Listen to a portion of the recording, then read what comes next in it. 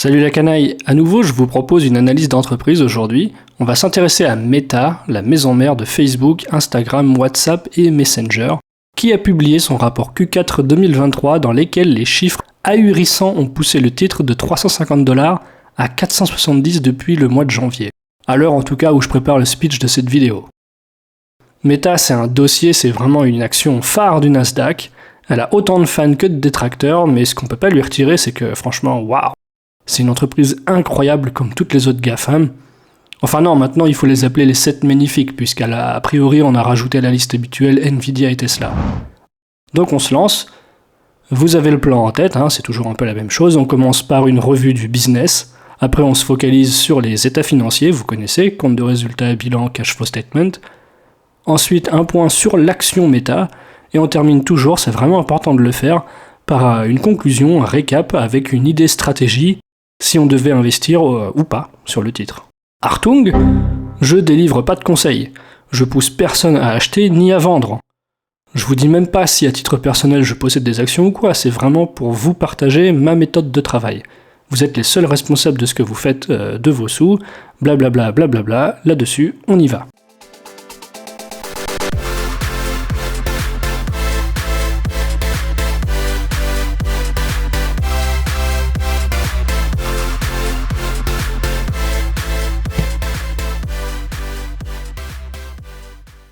Alors Meta, bon, j'ai honte de vous expliquer ce qu'ils font, mais on va le rappeler quand même, c'est le roi des réseaux sociaux. Quand on regarde l'historique d'Internet et des moyens de communication, il y a vraiment un avant et un après Facebook, ça a été une révolution. Les plus jeunes d'entre vous qui regardent ne sauront peut-être même pas de quoi je parle, mais je me rappelle moi que vers 2004, 2005, 2006, on n'avait pas encore Facebook, on avait MSN Messenger, c'était le futur. Les premiers services de messagerie instantanée, on pouvait whizzer les gens. Bref, c'était le bon temps. Et puis, il y a eu Facebook. Si on combine leurs 4 produits phares, Instagram, Facebook, Messenger, WhatsApp, il y a pratiquement 4 milliards d'utilisateurs mensuels. Donc la moitié de la Terre utilise au moins une de leurs apps, au moins une fois dans le mois. Si on regarde leur autre métrique principale, DAP, on a 3 190 millions de personnes qui utilisent leur application une fois par jour au moins. Et puisqu'on parle utilisateur, on va tout de suite casser l'argument principal contre Meta, qui est de dire qu'il y a des plateformes concurrentes, notamment TikTok, qui absorbent de plus en plus d'utilisateurs. C'est vrai qu'ils ont eu une grosse croissance depuis quelques années, mais le nombre d'utilisateurs des applications Meta continue aussi de progresser. Pas très vite, évidemment, parce qu'ils sont pas loin de saturer la planète, mais entre 2021, où déjà les gens disaient qu'ils pourraient plus grossir, et fin 2023, il y a encore eu 13% de croissance du nombre d'utilisateurs. Et ça va continuer. Comment je le sais ? Il y a 2 raisons à ça. La première, et je devrais peut-être pas le dire, c'est un peu triste, c'est que les générations les plus âgées qui utilisent moins les réseaux sociaux, nous ne sommes que de passage sur cette terre et ils seront remplacés par des générations plus jeunes, vous et moi, qui sommes déjà utilisateurs. Alors les jeunes enfants et ceux à naître, bien sûr qu'ils utiliseront des produits Meta. La deuxième raison, c'est que même si les applications de Meta couvrent presque 4 milliards de personnes, avec 8 milliards d'habitants sur cette planète, ça laisse encore un bon 4 milliards de potentiel. Or, les pays en développement ont de plus en plus accès à Internet et mécaniquement, ils voudront s'inscrire et profiter de Instagram et de Facebook comme tout le monde. D'ailleurs, dans son rapport annuel, Meta indique que les plus gros contributeurs pour la croissance du nombre d'utilisateurs, c'est l'Inde, le Bangladesh et le Nigeria. Ils le disent eux-mêmes. Sauf que, pour vous donner un ordre de grandeur, l'Inde, vous le savez, ils viennent de dépasser la Chine en termes de population. Ils sont 1,4 milliard et des bananes. Mais le Bangladesh, c'est quand même 170 millions d'habitants. C'est-à-dire autant que la France, plus l'Espagne, plus l'Italie. Et le Nigeria, encore pire, c'est 225 millions d'habitants. À titre de comparaison, c'est autant que l'Allemagne et la Russie. Donc oui, Meta est encore très loin de saturer leur marché. Grâce à ces pays, ils le disent, ils vont encore progresser. Et nous, les utilisateurs européens et américains, on va continuer à utiliser leurs services. Certes, il y a TikTok, mais je me vois pas renoncer à WhatsApp. Je l'utilise même quand je vais bosser, j'ai un groupe avec mes collègues de bureau. Et puis la croissance de Snapchat, de TikTok et compagnie chez les jeunes, ça n'empêche pas Meta de croître dans le sens où les utilisateurs n'ont pas un choix à faire. C'est pas soit j'utilise TikTok, soit j'utilise Meta, je peux utiliser les deux en parallèle. Meta et ses concurrents peuvent grandir ensemble. Dire que la part de gâteau de Meta a baissé dans le monde et que celle de TikTok a augmenté, c'est pas un indicateur pertinent. Le gâteau lui-même peut grossir. C'est pas parce que vous utilisez TikTok que vous allez arrêter d'utiliser Meta. Sur le marché bancaire, par exemple, c'est un peu différent. Effectivement, si vous quittez la BNP pour aller au Crédit Mutuel, oui, votre départ va faire perdre du chiffre d'affaires à la BNP et vous allez en faire gagner au Crédit Mutuel. Mais sur les réseaux sociaux, vous pouvez perdre vos heures sur des vidéos TikTok et perdre aussi vos heures à défiler votre actualité sur Insta. Donc vous faites gagner de l'argent aux deux entreprises. Bref, ceci étant dit, je vais vous afficher les quelques graphiques de l'historique et comme vous le voyez, la croissance est affolante. On a un chiffre d'affaires qui est passé en 2012, lorsqu'ils ont été introduits en bourse, de 5 milliards de dollars à 134 milliards pour décembre 2023. Donc en 11 ans, le chiffre d'affaires a été multiplié par 27. Et sur les profits, c'est encore plus ahurissant. De retour en 2011, la boîte réalisait 1 milliard de résultats nets, ce qui est déjà beaucoup. Et en 2023, ils ont réalisé 39 milliards. Donc x39 les amis. Autrement dit, non seulement la croissance est dingue, mais aussi les profits croissent plus vite que le chiffre d'affaires, ce qui signifie amélioration des marges, et ça on aime beaucoup. En ce qui concerne le bilan, la taille des actifs de l'entreprise, Meta est passé d'un bilan en 2011 qui pesait 6 milliards 300 millions à presque 230 milliards en 2023. Donc encore x36, quelque chose comme ça. Et le free cash flow, pareil. C'est magnifique, c'était insignifiant en 2011 et 2012, voilà, et puis ça a décollé. 2023, c'est 43,8 milliards de free cash flow. Pour vous donner une idée, parce qu'il faut vraiment remettre les choses en place, 43,8 milliards de free cash flow, c'est environ ce que font LVMH, Airbus, Thales, Crédit Agricole, L'Oréal, Vinci, Danone et AXA, toutes ensemble. Voilà, et il faut vraiment remettre les pendules à l'heure. Meta, c'est colossal. Et c'est pas fini, parce que Meta développe de nouveaux leviers pour poursuivre sa croissance. L'été dernier, ils ont mis en service une nouvelle application, Threads, qui a été téléchargée 28 millions de fois rien qu'en décembre dernier. Mais la croissance, elle vient surtout du nombre de pubs visibles, en hausse de 28% sur l'année. Donc c'est du chiffre d'affaires en plus, les annonceurs payent pour que Meta déploie leurs pubs sur nos comptes. Et ils sont très doués. Ils ont très bien compris mes goûts par exemple. En ce moment, je cherche peut-être à m'acheter un appartement, enfin on verra, c'est un projet. Je me renseigne petit à petit sur internet et je peux vous dire que sur mon fil d'actu Facebook, je reçois que des trucs de promoteurs immobiliers.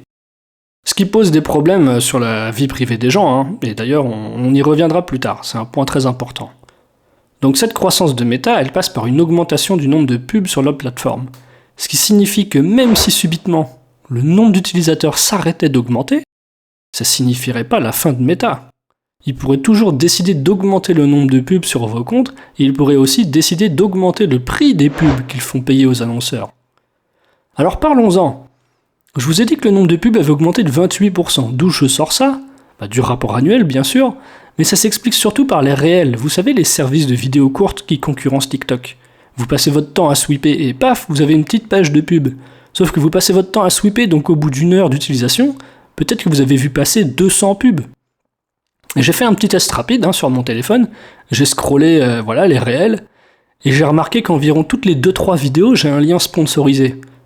Et les annonceurs payent pour ça, il vient de là le chiffre d'affaires. Ils payent pour être visibles. Donc oui, 28% d'augmentation du nombre de pubs, mais la contrepartie, c'est que le prix moyen des pubs a baissé de 9%, parce que voilà, c'est des réels, les gens swipe direct, ça dure pas longtemps. Alors on a finalement 4 leviers de croissance si on résume. Le nombre d'utilisateurs dans les pays en développement, évidemment, le nombre de pubs déployées sur les applications, le prix, Meta pourrait à l'avenir facturer davantage, et le 4e levier, la petite pépite supplémentaire, c'est que Facebook a désormais proposé un abonnement sans pub pour 9,99€ par mois. Ça, ils en parlent aussi dans leur rapport. Comme Netflix l'a fait, comme YouTube Premium le fait, voilà, c'est un moyen de faire rentrer de l'argent. Maintenant, géographiquement, le chiffre d'affaires se répartit comme ça. On a pratiquement 40% réalisé aux USA et Canada, 23% en Europe, 26% en Asie, et ça c'est amené à augmenter, je vous ai parlé de l'Inde et du Bangladesh, et ici le reste du monde c'est presque 11%. Et ça va grimper aussi, je vous ai parlé du Nigeria, blablabla.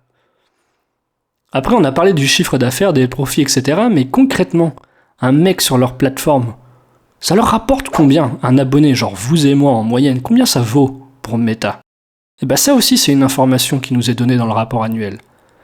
Évidemment ça dépend beaucoup de votre région géographique, mais la moyenne mondiale pour un Paycor, ça a été de 44,6 $ sur l'année 2023. Il suffit, voilà je vous montre le graphique, de sommer les revenus sur chaque trimestre. Et c'est même davantage, parce qu'aux États-Unis et Canada, le revenu moyen par personne, ce qu'ils appellent ARPP, Average Revenue Per Person, a été de 227 $. En Europe, de 75,57 $, et en Asie, de 20 $ pratiquement. Bon, le reste du monde, 15,8 $. Et maintenant, si on est attentif un peu aux chiffres, vous devez avoir remarqué un truc si on revient sur le cas de l'Europe, qui leur rapporte en moyenne 75 $ et quelque chose. C'est que si vous souscrivez à l'offre sans pub de 9,99 € par mois, en réalité vous leur feriez gagner 120 € de l'année quand ils en gagnent actuellement 75. Le prix de l'abonnement sans pub a donc été calibré de telle sorte à ce qu'ils gagnent plus d'argent au taux de change près. Meta, en réalité, serait très heureux que ses utilisateurs basculent sur cette nouvelle formule. Donc voilà pour la partie fric, ça crache des thunes à fond de partout, c'est magnifique, la croissance, etc. Mais dans ce joli roman, il y a un chapitre un peu plus noir, c'est celui des procès. Et là, je suis désolé, il va falloir qu'on en parle, c'est extrêmement important, tout est résumé dans leur rapport, et c'est un vrai casse-tête pour eux de respecter toute la législation. Évidemment, ils ont abusé sur la protection des données, le droit à la vie privée, etc. Mais pour vous donner des exemples concrets, parce que si vous regardez cette chaîne et les analyses d'entreprise que je vous propose, c'est que vous êtes des investisseurs factuels, vous regardez la réalité en face. Donc là, je vais vous donner un florilège d'actions en justice contre Meta, et vous allez voir qu'ils ont le feu au derrière. Ça chauffe vraiment pour eux. Dites-vous bien que tous les chiffres que je vais vous donner, c'est du profit en moins. Déjà en septembre 2019, ils se sont fait attraper par la FTC, la Federal Trade Commission, pour leur utilisation des données. L'affaire s'est soldée par une amende de 725 millions de $, réglée en novembre 2023. Oui, évidemment, ça prend des années à la justice pour monter des dossiers pareils, et Meta en joue, ils savent que d'ici là, ils auront encore fait 40 milliards de résultats nets. Mais bon, comme ils n'ont pas compris la leçon, plusieurs juridictions européennes et américaines leur ont refait le coup peu après, en avril 2020. La première, c'était septembre 2019, sauf que là, cette fois, c'est 5 milliards de $, l'amende. Ça pique les yeux. La suite, c'est l'IDPC, l'Irish Data Protection Commission, qui leur est tombé dessus en mai 2023 pour une amende de 1,2 milliard, suite à des transferts illégaux de données des serveurs européens pour stockage vers les serveurs localisés aux USA. Ça, c'est le chapitre 5 du RGPD, que tout le monde a lu. Non, moi non plus. Enfin, du coup, je suis allé me balader sur Internet et j'ai lu partiellement le chapitre 5. Et oui, en effet, c'est interdit de transférer des données à caractère personnel vers des pays tiers. C'est l'article 44 en toute précision pour les curieux qui veulent aller voir. Sauf que le RGPD, ça rigole pas du tout, les amis. Les sanctions prévues peuvent aller jusqu'à 4% du chiffre d'affaires mondial. Donc voilà, Meta, on est sur une boîte qui fait 134,9 milliards de CA, donc ça peut faire une facture potentiellement à 5 milliards 400 millions. Alors vous me direz, oui, mais ça va, ils ont les moyens, on avait parlé de 40 milliards de profits. C'est vrai, mais les factures s'accumulent quand même, parce que j'ai pas fini avec les litiges qu'ils ont. Ils se sont pris une prune par les autorités de la concurrence britannique par rapport au fait que Meta avait acheté 400 millions l'entreprise Jiffy, qui fait les petites animations GIF, là, vous savez. Sauf que Meta avait prévu, après cette acquisition, de bloquer cette ressource aux autres réseaux sociaux comme Snapchat, etc., qui auraient dû payer pour que ces utilisateurs puissent utiliser les GIFs. Donc la justice anglaise n'a pas apprécié, ils ont condamné Meta à se séparer de cette entreprise en novembre 2021. Meta a fait appel, mais la décision a été confirmée en octobre 2022 et donc Zuckerberg a été obligé de revendre en mai 2023 l'entreprise Giphy pour seulement 53 millions de $. Donc un très mauvais deal puisqu'il l'avait acquise à 400 millions. Et ça continue. Ils ont un procès au Texas parce que la Texas State Court les accuse de faire de la reconnaissance faciale illégale en se basant sur les tags. Vous savez, vous pouvez identifier des gens sur des photos. Ben voilà, ils utilisent ça pour reconnaître les mêmes personnes sur d'autres photos où ils n'auraient pas été tagués. Donc sur ce cas, le procès est à venir en juin. Qu'est-ce que ça va donner ? On verra. Autre procès en cours depuis 2020, avec le département de la justice américaine, cette fois pour abus de position. Ils sont sous le coup de la loi antitrust depuis l'acquisition de Instagram en 2012 et WhatsApp en 2014. Donc là encore, ça risque de chauffer. Et ça continue.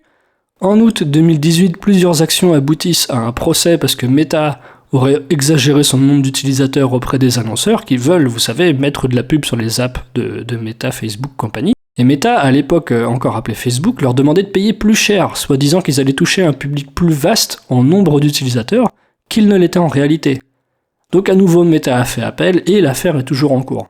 Et j'ai pas fini. Meta devra se conformer à l'Arkansas Social Media Safety Act, entré en vigueur le 1er septembre 2023, d'après lequel Meta doit s'assurer que les utilisateurs de moins de 18 ans, ils ont l'approbation parentale. Autrement, ça sera facturé 2500 $ de punition pour chaque utilisateur. Les autorités ne leur ficheront pas la paix. Il faut s'attendre à de plus en plus de réglementations à mesure que notre société se digitalise. Voilà, je pense qu'on a bien balayé le business de Meta. Je vous propose de passer à la partie Financial Statement et on se lance directement avec le compte de résultats que je vous affiche tout de suite. Et qui, bon voilà, c'est une boîte exceptionnelle, environ 135 milliards de revenus, avec tout de même deux très grosses lignes de dépenses. La première, c'est Cost of Revenue pour 26 milliards. Ça correspond aux dépenses d'ordre technique, donc tout ce qui est maintenance de data server, la rémunération du contenu, parce que Meta, évidemment, ils payent des créateurs de contenu, tout simplement. Voilà, ils considèrent que ce sont des dépenses opérationnelles et ils intègrent ça dans cette ligne. La ligne suivante, recherche et développement, qui a augmenté de moitié à la louche depuis 2021, quand ils affichaient 24 milliards 600 millions. Parce que oui, ils mettent le paquet pour développer leurs applications, les améliorer, non seulement les algorithmes de ciblage, mais aussi la mise en place des réels, la création du réseau Threads, la branche Reality Labs qui aspire des milliards sans véritable retour pour le moment. Ensuite, on a Marketing and Sales en baisse, étrangement, mais en fait, c'est pas étrange du tout. Ça fait suite au licenciement de plus de 19 000 personnes. Donc, moins de salaire à payer, donc moins de dépenses. Là, je vous affiche, j'en profite, je vous montre le nombre d'employés par an, c'est exponentiel, donc très bon signe. Mais ils ont tranché dans l'art, puisqu'aujourd'hui, on est tombé de 86 000 à 67 000 environ. Moins 22% sur les effectifs. Malgré toutes ces dépenses, Meta reste avec 46,7 milliards de dollars de résultats opérationnels. Très bon signe, et on vérifiera dans le bilan après, on a une ligne Interest Income, c'est du positif. Normalement, c'est la ligne où on voit le remboursement de la dette de l'entreprise, donc on a du moins. Mais ils sont tellement riches, a priori, qu'ils ont plus de cash que de dette, et que donc, les intérêts perçus sur ce cash qui traîne en banque est supérieur aux dépenses d'intérêt sur la dette qu'ils doivent rembourser. Ça, c'est super positif pour nous investisseurs. Ça a l'air de nous indiquer que la boîte est très saine financièrement. Et donc, on a une ligne sur les impôts, machin, ce qui leur laisse au final 39 milliards de dollars de profit sur 2023. Donc, ils ont retrouvé des niveaux de 2021, où on avait aussi 39 milliards, sauf qu'ils ont réussi à le faire malgré beaucoup plus de dépenses en recherche et développement. Donc chapeau bas, rien à dire, Mark Zuckerberg a fait du bon boulot pour ses actionnaires. Si on passe au bilan, maintenant, ce qui nous plaît, c'est qu'il a grossi. 185 milliards à 229 milliards. C'est très très bon. Surtout que la ligne cash a augmenté énormément. Et Marketable Securities, c'est du quasi-cash, puisqu'il s'agit de titres négociables. Dans le sens où ils ont tellement de fric qu'ils l'investissent dans des obligations d'État, des trucs genre super safe. Leur métier, voilà, c'est pas de faire du trading, mais s'ils peuvent utiliser leur extra cash pour l'investir sur du souverain US à 10 ans et empocher des coupons de 4%, bah voilà, c'est logique de le faire. Et maintenant, vous comprenez mieux comment ils ont fait pour avoir des interest income dans le compte de résultats. Parce que la dette, regardons-la tout de suite, elle est de 18 milliards. C'est très inférieur au montant de cash qu'ils ont au total. Et cette dette, même si elle a augmenté de 9,9 à 18 sur un an, ce qui est mauvais signe au premier coup d'œil, on remarque dans la table des échéances qu'elle est à rembourser dans très longtemps, pas avant 2027. On a le temps, quoi. Vous le voyez ici. C'est la date la plus proche. Il y en a seulement pour 2,750 milliards, ce qui est très peu en comparaison des 39 milliards de profits qu'ils génèrent. Aussi, on voit qu'ils ont de la dette qui n'est pas à rembourser avant 2053 et même 2063. Donc il y a vraiment le temps de voir venir, surtout pour des petits montants. À nouveau, pour eux, c'est rien, 2 milliards, 3 milliards, 1 milliard par-ci par-là. Là, on est en 2024, d'ici là, ils auront généré presque 30 ans de profit. Alors avec une année seule qui leur rapporte 39 milliards, on a dit, il n'y a vraiment pas de quoi s'inquiéter de la hausse de cette dette. Aussi, si on revient au bilan, un autre truc qui nous plaît, c'est de voir grossir la ligne Property, Plant and Equipment. Ça veut dire, voilà, vous avez compris, encore plus de data centers, encore plus de serveurs, d'infrastructures, etc. Donc on aime ça, le business se développe. Et un goodwill qui n'a pas bougé, donc ça on est content, c'est toujours un peu délicat, hein, le goodwill. Je vous invite à aller revoir la vidéo sur l'analyse de Pernod Ricard, où j'explique de quoi il s'agit, parce que chez eux, justement, le goodwill était en forte hausse. Finalement, sur les 229 milliards du bilan, il y a 153 milliards qui appartiennent aux actionnaires, on a un gros bénéfice accumulé, donc le gâteau augmente. Ce qui signifie que pour chaque action méta que vous possédez, vous êtes propriétaire des bénéfices, hein, c'est ça que ça veut dire être actionnaire. Donc voilà, si on devait se partager le gâteau, vous auriez une plus grosse part des bénéfices. Donc ok pour le bilan, splendide, hein, rien à redire, je pense que vous partagez cet avis. Et on va basculer sur le cash flow statement, qui nous montre que Meta a généré 71 milliards de cash from operation, avec à peu près 27 milliards de capex, ce qui leur fait 43,8 milliards de free cash flow. Là-dessus, il y a une sortie de cash d'environ 3 milliards, c'est pas mauvais du tout, hein, puisqu'il s'agit de l'achat de titres, typiquement des obligations. Donc comptablement, ils sont obligés de l'enregistrer comme une sortie de cash, si vous voulez. Mais le cash a juste pris une autre forme. Maintenant, il s'agit typiquement d'obligations d'État. Et là, on a Sales and Maturities. Ça veut dire que les obligations qu'ils détenaient déjà en portefeuille, soit ils les ont revendues pour récupérer un peu de cash, avec peut-être des plus-values, voilà. Soit les obligations sont arrivées à maturité et ils ont été remboursés. Donc voilà, 6 milliards de cash rentrés dans les caisses. Enfin, c'est pas vraiment rentré, c'était des titres et ça a juste repris une forme de cash. Et ça, on aime en tant qu'actionnaire. On a une grosse ligne rachat d'actions ici pour 20 milliards d'euros. C'est très très bon. Alors oui, le cash est sorti de la boîte, mais la compensation, c'est qu'il y a moins d'actions sur le marché, donc individuellement, chacune vaut plus. Enfin, un dernier mot sur la dette. Voilà, j'ai pas menti, elle est passée de 9,9 milliards à 18 milliards, souvenez-vous. Et en effet, on voit qu'ils ont émis pour 8,4 milliards en 2023. Et ils avaient déjà émis 9,9 en 2022. Ils sont là, nos 18 milliards. Sur l'action Meta, maintenant, c'est très intéressant, elle est relativement récente en bourse depuis 2012 et ce qui frappe, c'est la chute énorme que le titre a subie en 2022. Non mais j'étais aux premières loges pour assister à ce désastre puisque c'est une action que je suis, donc j'ai vu les titres s'effondrer en quelques mois du pic à 375 jusqu'à 90. L'action perdait 76%. C'était le paradis, c'était le moment d'acheter, il fallait y aller très fort. Tout en bas, dans le creux là, les titres étaient à moins de 3 fois son écart type par rapport à la droite de régression. Donc comme dans le cas de Pernod Ricard, c'était une situation inédite. Le truc qui n'arrive jamais. Là, ici, on avait un PER de 14. Sur une boîte d'une telle qualité, c'est vraiment rien. J'espère que vous n'êtes pas laissé impressionner et que vous avez fait les soldes, hein, fallait y aller les amis. Mais, très rapidement, le marché a reconnu sa bêtise, et le titre est remonté en flèche pour atteindre pratiquement 470 $ au moment où j'écris le speech de cette vidéo. Donc un rebond de 400%. De la vraie folie. Mais ça s'explique. On a une boîte magnifique et toujours avec une forte croissance. Le truc c'est que même avec un tel rebond, le PER aujourd'hui se balade autour de 24-25, donc c'est cher sur un plan fondamental, mais c'est pas non plus délirant. On n'est pas sur des Nvidia avec des PER de 60. Même Amazon, qui est beaucoup plus établi que Nvidia, ça a tout de même un PER de 55. Donc pour ce que c'est, j'ai envie de dire, Meta, ça reste raisonnable. Ceci dit, prenez ce que je raconte avec des pincettes, parce que je le répète, le titre vient de faire 400%. Me dites pas quand même que vous espérez qu'il fasse 500%, 600% et 700%. En fait, on n'en sait rien.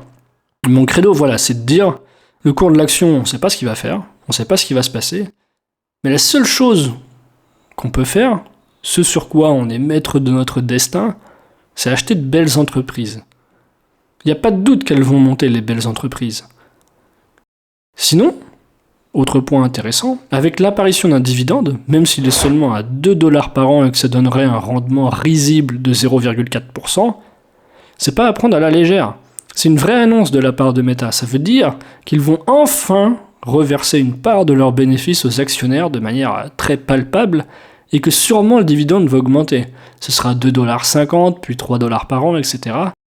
Et ça avec un payout ratio extrêmement faible. Alors on sait pas encore puisqu'ils n'ont jamais versé de dividende. Mais si on projette rapidement sur la base des profits de 2023, ça reviendrait à un payout ratio de 13%. C'est rien du tout. Meta aura une marge énorme pour augmenter ce dividende à l'avenir. Déjà parce que le payout ratio est très bas, ça on kiffe, mais aussi parce que les bénéfices vont continuer à croître.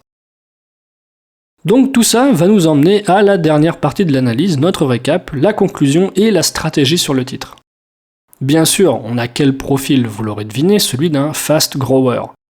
On s'est fait un peu peur dessus en 2022, mais l'entreprise a très bien réagi et elle a retrouvé les chemins de la croissance. Donc les fast growers, je vous invite encore à aller voir la vidéo que j'ai faite sur les 6 catégories d'actions de Peter Lynch. Il s'agit des boîtes dont les profits et les ventes décollent. Les actions qui font x10, voire plus, on les trouve souvent dans cette catégorie. Donc les points négatifs, le principal en tout cas, c'est tous les procès que Meta se trimballe. Ça leur coûte littéralement des milliards et des milliards. Je vous avais donné quelques exemples. Là vraiment il y a danger. Les Américains ils rigolent pas du tout avec les situations de monopole. Aussi sur la croissance, elle a été très très forte par le passé, mais on voit que le nombre d'utilisateurs, qui est quand même un indicateur majeur, il a plus le punch d'autrefois. Certes, il va continuer à augmenter parce que l'Inde, parce que les pays en développement, etc. Mais n'espérez pas que Meta atteigne 6 milliards d'utilisateurs. Donc voilà, ils vont devoir repenser leur business. Jusqu'à présent, leur objectif était de gagner un max de personnes sur leurs applications. Maintenant, ils vont devoir switcher s'ils veulent garder de la croissance du chiffre d'affaires. Et miser plutôt sur une augmentation du nombre de pubs et des prix qu'ils pratiquent. Ensuite, on a une action qui vient de faire 400% à la louche. Donc c'est flippant de se dire, vas-y j'achète, elle va continuer à monter. La phrase de Warren Buffett, les arbres ne poussent pas jusqu'au ciel. Et avec ça, on a déjà une capitalisation de 1200 milliards de dollars, donc déjà une entreprise dans le top mondial. Mais franchement, sinon, c'est à peu près tout ce que je vois de mal pour Meta. Sur les aspects positifs, là, c'est un régal. On a des profits inimaginables et qui continuent de grossir. Un jour, sûrement, d'ici la fin de la décennie, Meta fera 100 milliards de résultats nets. Et ça choquera personne. Comme Apple fait aujourd'hui 100 milliards de bénéfices. Et si ça doit arriver, le titre suivra. Et l'action Meta poursuivra sa hausse inexorable. Niveau business, l'entreprise continue de développer ses activités. Elle n'est pas du tout sur le point de se faire remplacer par les TikTok et autres. Faut arrêter ça. On a toujours, quoique faible, une croissance du nombre d'utilisateurs. Et ils ont une foule de leviers pour améliorer la rentabilité de la boîte en proposant de nouvelles applications comme Threads ou en proposant des abonnements payants sans pub, qui leur rapportent finalement plus qu'un abonnement non payant, rappelez-vous. Et puis j'en ai très peu parlé, mais il y a le métaverse. Pour l'instant c'est trop tôt, on est vraiment sur du prototype. Le casque de réalité virtuelle se vend très mal, le MetaQuest là ça prend pas. Mais si un jour ça décolle, je veux dire, voilà, faut essayer de se faire une vision de l'avenir. Comment vous voyez 2040 et 2050 ? C'est-à-dire d'ici 25 ans. Franchement, je serais pas choqué que les gens aient des lunettes de réalité virtuelle en permanence. On trouvera ça complètement normal. De la même façon que le téléphone avait un câble au mur et que ça a été une révolution d'avoir un téléphone portable pour appeler d'où on veut. Bref, le point suivant, on a peu de dettes. Et si on la met en perspective avec le fric qu'ils ont, on se rend compte qu'il n'y a vraiment rien à craindre de ce côté. Surtout qu'ils ont des tranches à rembourser dans plus de 30 ans, sérieux. Et on a des rachats d'actions extrêmement agressifs, avec aussi la mise en place d'un dividende qui atteste de la fiabilité des finances de la boîte. Donc, très bien, mais on fait quoi, du coup, avec ce titre ? C'est quoi notre stratégie là-dessus ? C'est un fast grower. Donc il y a encore un énorme potentiel de hausse, et on a démontré à travers notre analyse que la croissance du chiffre d'affaires et des bénéfices, elle va se poursuivre. C'est inévitable. Donc je sais pas, je suis pas Madame Irma, mais je serais pas étonné que d'ici 3-4 ans, le titre s'échange à 700$, auquel cas on ferait encore 50% de gain. Maintenant, sur ce titre, votre stratégie, elle dépend beaucoup du moment où vous avez acheté l'action. Si vous avez eu le bonheur de mettre le paquet quand ça valait 90, je vous le dis en toute transparence, gardez l'action toute votre vie. Avec la mise en place du dividende, vous aurez déjà un joli rendement passif après seulement quelques années, tout en profitant encore de la croissance à venir sur ce business. Donc même si aujourd'hui vous avez déjà quadruplé ou quintuplé votre mise, il vaut peut-être mieux conserver. Par contre, si vous ne vous êtes pas positionné dessus et que vous deviez l'acheter à 470$ aujourd'hui, méfiance quand même les amis, parce que si la croissance ne tient pas ses promesses, le titre va chuter d'un coup, comme il l'a déjà fait en 2022. Donc situation un peu délicate, pas facile de choisir. Maintenant, on n'est pas obligé de se positionner. On peut aussi passer notre chemin. Et même si on se réveille dans 5 ans en se disant qu'on a eu tort de ne pas monter dans le train plus tôt, en bourse, vous savez, c'est inévitable, vous allez rater des opportunités. Vous ne pourrez pas toujours dégoter Amazon et Tesla quand ça n'intéressait personne. Donc il ne faut pas s'en vouloir si on se trompe et qu'on n'achète pas quand on aurait dû. Vous n'avez pas besoin d'avoir raison sur tous vos investissements pour battre le marché, il suffit d'une bonne pioche au bon moment. Une seule ligne en portefeuille pour vous aider à battre le marché. Donc si votre conviction sur un titre n'est pas suffisante, le mieux est sans doute de rien faire et de passer sa route. Voilà tout pour aujourd'hui, gros dossier Meta. Je vous dis pas les heures que ça prend de lire le rapport annuel de la première à la 147e page et de faire ensuite une vidéo sur le sujet. J'espère que ça vous aura plu. Mettez-moi du like, ça aide à développer la chaîne, vous savez tout. Et je vous dis à très bientôt. Ciao la canaille.